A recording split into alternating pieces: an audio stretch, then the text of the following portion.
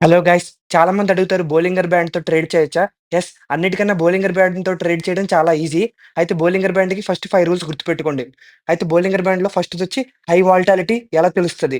మీరు చూసినట్టయితే ఇక్కడ క్లియర్‌గా బిగ్ డైవర్జెన్స్ కనపడుతుంది గదా! బ్యాండ్స్ ఇంత వైడ్ అయ్యాయంటే హై వాలటాలిటీ ఉందని అర్థం. అదే ఇప్పుడు మీరు చూసారైతే ఇక్కడ బ్యాండ్స్ బాగా కన్వర్జ్ అయిపోయి ఇది లో వాలటాలిటీని ఇండికేట్ చేస్తుంది. ఈ 2 అనేవి మన ఫస్ట్ 2 ఇంపార్టెంట్ రూల్స్. అండ్ సెకండొచ్చి బాలింగర్ బ్యాండ్‌లో 3 లైన్స్ ఉన్నాయి. ఈ 3 లైన్స్ ఏం చెప్తున్నాయి? ఫస్ట్ మిడిల్ లైనొచ్చి 20 ఎస్ఎంఏ లైన్ అని చెప్తుంది. అంటే ఆ మధ్యలో ఉన్నది 20 డేస్ స్మూత్‌డ్ మూవింగ్ యావరేజ్. అంటే 20 డేస్ యొక్క యావరేజ్ లైన్ అది. నెక్స్ట్‌ది అప్పర్ బ్యాండ్. ఇది ఎస్ఎంఏ ప్లస్ 2 స్టాండర్డ్ డీవియేషన్స్. ఇది అప్పర్ వాలటాలిటీ లిమిట్‌ని ఇండికేట్ చేస్తుంది. లోవర్ బ్యాండ్ ఏం చేస్తుంది? SMI minus 2 standard deviations. ఇది లోవర్ వాలటాలిటీని ఇండికేట్ చేస్తుంది. అయితే బోలింగర్ బ్యాండ్‌లో ట్రేడ్ చేయడం చాలా ఈజీ. ఇప్పుడు మీరు చూసినట్టయితే స్టాక్ ఆగకుండా పైకెళ్ళి ఆ అప్పర్ లిమిట్ దగ్గర టచ్ చేసి కిందకొచ్చేసింది.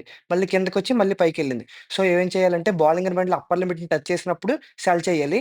లోవర్ లిమిట్‌ని టచ్ చేసినప్పుడు బై చేయాలి. అంతే చాలా ఈజీ.